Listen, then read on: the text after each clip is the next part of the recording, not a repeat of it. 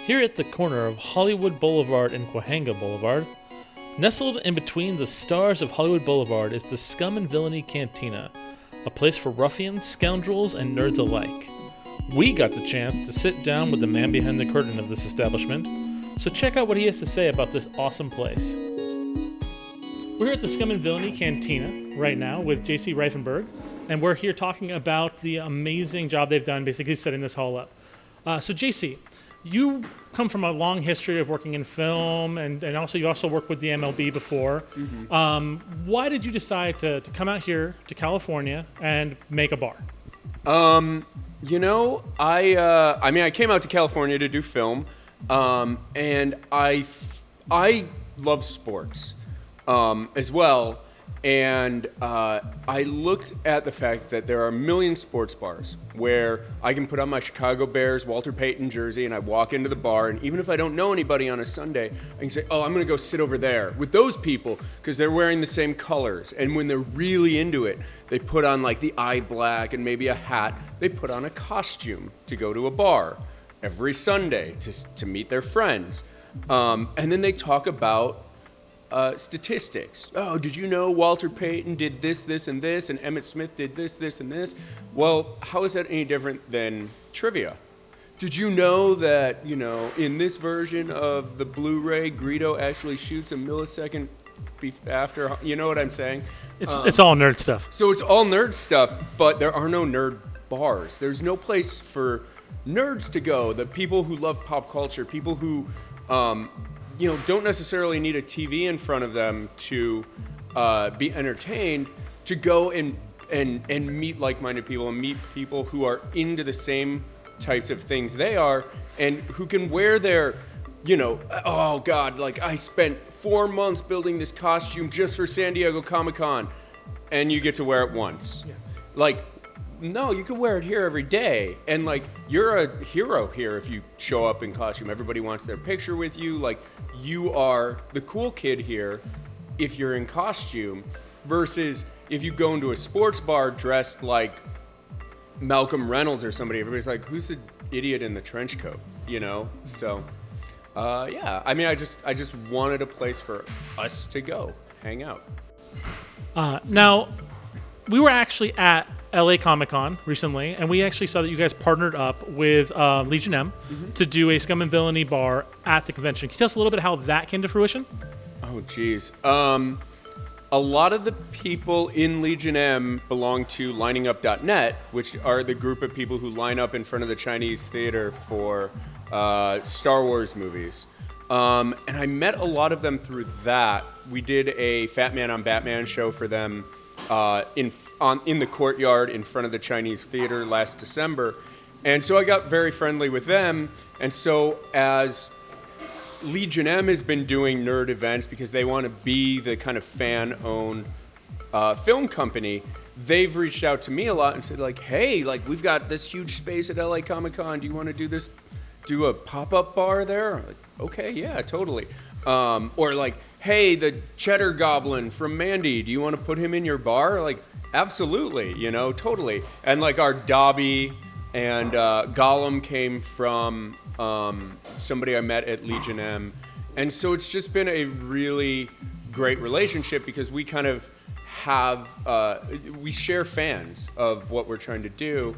And we have like a brick and mortar spot. We have a space to do things and to display things. We have the beast, the axe from Mandy up there on like our weapon wall. And they obviously are in film, and like such a huge part of pop culture is kind of like cult films. So like it's just a perfect marriage, I think, between what they're trying to do and what we're trying to do. Now, we talked a little bit before we started this interview about plans you're doing in the future for the bar to kind of make it a little bit more inclusive. Can you tell us a little bit about your plans in the future? Yeah, so one of the things that's really important to me, especially in fandom, is you get a lot of the like Star Wars versus Star Trek, or like, Farscape sucks, but Stargate's awesome.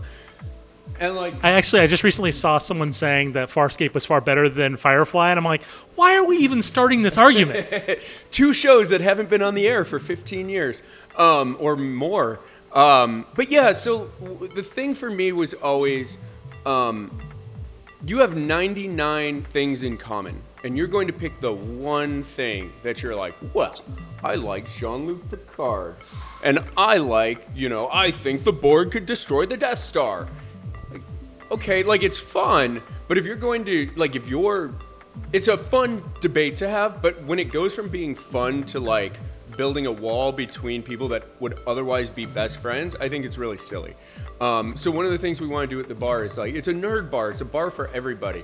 So we're building out some of our patio area. We're going to make it look like the bridge of a spaceship, and we're going to have video games in there. So you can come here and literally sit at a counter that looks like it's got buttons and stuff from a spaceship, and the TVs will have these looping animations on them, just, shields charging or weapons ready. But the bartenders will be able to punch a button and it'll become old school Nintendo games or Mario Kart or any sort of things like that to get people, here talking. Like, if you come in here by yourself on a given night, you'll be able to sit down with 3 or 4 people you don't know and play Mario Kart with them and have a drink and loosen up. And hopefully you leave here with more friends than you had when you came in here. It's very true. Now, about things like the podcasts like Fat Man on Batman and all those other cool things that Kevin Smith does here in the bar, you guys basically took over the hosting of that show at this location. And you also do a lot of other events. Where do people normally be able to get their tickets to go to see like these podcasts? So, so I've been producing Fat Man on Batman for a long time. So we did it out of a studio in North Hollywood. We shared with Greg Grunberg for a while, and then we did it out of Kevin's living room. And then we did it out of some little office space over on Santa Monica Boulevard. But I really wanted to bring it here. And then finally I just booked Kevin a show here, kind of. And he showed up and he fell in love with it. And it's very intimate here, like if you go to San Diego Comic-Con, you can see Kevin with 6,000 people. But if you come here, you see him with like 50 or 60. So like I joke at the beginning, I do the announcements like, turn off your cell phone, don't record video. But one of the things I say is like, Kevin can smell if you brushed your teeth this morning here. So like this is the best place in my opinion to see him because you can reach out and touch him almost literally from any seat in the house. So, to get tickets for that, our Facebook page, we put up an event, or csmod.com or Kevin's Facebook page or, anything like that. Fat Man Beyond now, though. They changed because Kevin's lost like 60 or 70 pounds, so it's Fat Man Beyond. Another thing that you like to do here is you actually have, I hear, karaoke night. You also do some trivia night, and then you have board game night. Monday's board game night. So in December, I believe you're actually doing a Batman board game night. Can you tell us a little bit about how that came to play? So again, through it's amazing. My other connection to Legion M was when Meltdown Comics closed down. The Lord of the Rings, the OneRing.net needed a place to do their show. David Baxter from Legion M suggested to Justin, who does OneRing.net, that he should contact me to do it here. And I was like, of course you should do it here. This is the nerd spot. And so he came and started doing his show here. And what that did is it opened me up to a lot of the old Meltdown Comics kind of people. And one of those people is Chelsea, who runs High Voltage Magazine and does the Players Wanted board game night. So I talked to her and I was like, hey, do you want to do we didn't used to be open on Mondays and Tuesdays. And I was like, do you want to start doing a board game night on Mondays? I think it'd be really fun. So every week she comes up with a theme and gets raffle prizes. And if you come in costume, you get 2 raffle tickets instead of 1. And there's usually some really cool raffle prizes and stuff. And she just picks a nerdy theme every week, which I love because it gets, tomorrow, Monday, is Buffy the Vampire Slayer. And if you're a Buffy fan, you maybe go to WhedonCon once a year, but what's your outlet? Like, do you just like, you hear something that like, oh, Sarah Michelle Gellar's in Star Wars Rebels, and like you jump on Facebook and type about it. But like, it gives, you know, every couple months, it gives a fandom like Firefly or Buffy or, you know, Batman, people who love that stuff, a place to congregate and meet other people who love that stuff over, you know, Buffy the Vampire Slayer customizable card game or whatever game they're demoing this week. So I think it's a great way to build community, to include people who are like, well, I don't really like Star Wars or Lord of the Rings. Well, cool. Like, we did a Doctor Who night also. Do you like that? You know? So it's really anything that people can be nerdy about. We've got a steampunk night coming up. And trying to create a safe home for people to go and meet people like them, because it's not easy anymore. You know, if you're to meet somebody face to face is very different than to do it on the internet. You know, something that is very sincere when you're looking somebody in the eye can come across as snarky or jerky on the internet. And so it gives people a way to just kind of be themselves, a safe place to be themselves. Now, I know also on game night you have a leaderboard, and it keeps track of who's basically got the high score. How can people gain points in game night to basically get on that leaderboard, and how long do they stay on that leaderboard? So, every dollar you spend at the bar, you get a point. Oh gosh, and I don't have it memorized. I think if you win a game, or if you play a game, you get 10 points. If you win a game, you get 15 points. If you win a certain type of game, you get 25 points. And then your points can be redeemed for cool prizes. So like, I don't know, you can get a free thing of tater tots, or you can get like one of the high prizes is one of the Scum and Villainy challenge coins from when we were a pop-up, which gets you 10% off everything you buy here in perpetuity.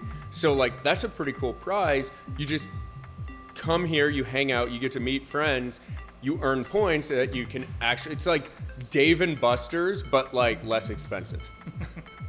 So do you see people like fighting over who gets to pay the rounds then for the next like a set of beers? I haven't, but I should suggest that. It's a brilliant way to get some extra points. On top of that, you did mention the coin. Now, the challenge coin's pretty awesome. Back when you first opened up, it was kind of a limited engagement, was the idea. People come in and visit it. They had to get tickets to be able to access. But eventually, you guys changed your mind and basically decided to push forward with it not being a ticketed event and more of a long-term solution. What was the decision that basically made you make that choice? So my fiance and I spent a lot of time here while we were open when it was a pop-up. And doing it as a pop-up gave us the ability to even get the bar open. But while we were here, what we found everybody was saying is, it's like, oh, this is really cool. It's like an event, but like I have to get a babysitter and I have to do this and I have to do this. And it's like, you have to mark it on your calendar like a concert. A lot of people were just like, I'd love to just like roll in here for a beer after work. So we heard that and heard that and heard that. And so instead of just shutting it down and saying like, we were really touched by the number of people who kind of found a good space here. There was a couple from San Diego, and they would drive up from San Diego every weekend to hang out here. And they finally met me at the end of July, at the end of our pop-up run, and she said, you know, my wife and I don't like going out. We don't really feel comfortable going to a normal bar and stuff. We're dual income, no kids, and we feel like we just hang out in our house. But like, we love coming here. Like, we get to dress up, we get to play pretend, and we're comfortable here, and we're happy here. So stories like that really resonated with us. We're like, you know what? There isn't any place for people like that to go. And we have a really strict like zero tolerance policy for any of the like shenanigans you see happening at a lot of other bars. So if you're a lot of ladies feel comfortable here because our bartenders and everybody is tasked with looking out for the best interests of the people here. You know, if you don't want some guy creeping on you, or if you're a guy and you don't want, you know, a bunch of girls rubbing, you just want to sit in the corner and be who you are, we look out for that, and we hold that sacred, and we try to protect that so that you can be comfortable here, you can feel safe here, you don't have to worry that somebody's going to be, overzealous or over aggressive with you. So that's also something that we kind of took away from when we were a pop-up, is like trying to create that sort of spot where you can feel comfortable to be here. If you're at a bachelorette party and you don't, you're doing your thing, or we have a really good group of regulars who hang out here who also will look out for stuff. So if they see something going on, they'll grab a bartender and be like, hey, Zach, keep an eye on that. I noticed these two people fighting, and this guy was kind of a dick. So we really have like a good crew of people looking out for everybody's best interests when they're here. That's pretty awesome. The last question I want to ask you has to do with that challenge coin. Now, you mentioned one of the major benefits of it is you do get the 10% off. Now, I know you guys were selling it at one point. Are you guys still selling them for $50 each? Yeah, so when we were the pop-up, it was $50 to get in, and one of the things you got was that challenge coin. So when we switched, I wanted to give the people who spent money to come here, I didn't want them to be like, oh, well, why did I spend money to come here? Well, it's a different experience at that point. That's why, like, why did you spend money to see Avengers Infinity War in the movie theater when it's on Netflix now for free? But I appreciated their, putting their faith in me to get this done and be some of the first people. So that everybody got one of those. So we said, okay, hey, if you spent your $50 to get that, we're going to sell that for $50. So if you were one of the people who came here when we were a pop-up, you got two complimentary drinks with your ticket, the challenge coin, and a souvenir pint glass. Well, that challenge coin, you basically, if you like hanging out here, you can almost earn back your ticket price for using that challenge coin that costs you nothing. But then the other people who come in here and discover this place, like, they have to pay up to get to where you started at.